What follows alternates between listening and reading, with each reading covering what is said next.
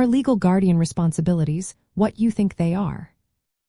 Imagine stepping into a role where your decisions shape a child's future, but not in the way you might expect. Many believe being a legal guardian is just about providing daily care, but there's much more to it. When someone becomes a legal guardian, a court officially appoints them to care for a child when the child's parents can't do so. This can happen for many reasons like illness, incarceration, or military deployment.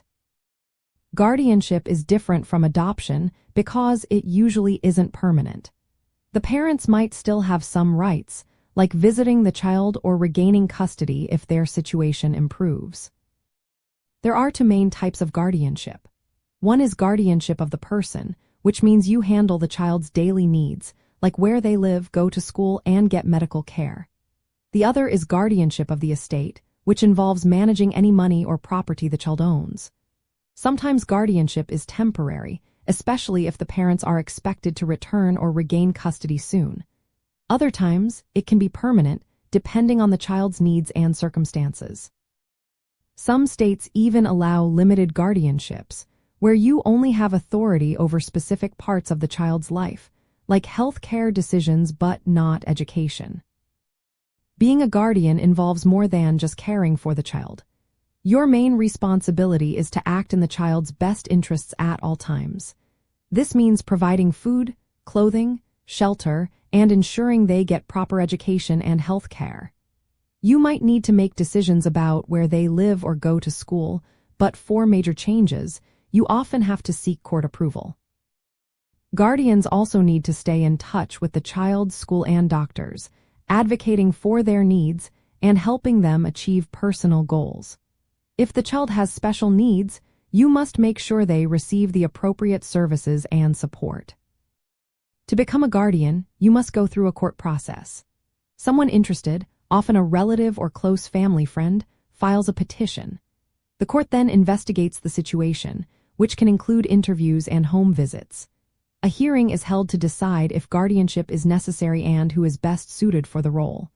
During guardianship, the court keeps oversight, requiring regular reports on the child's well-being and finances if applicable.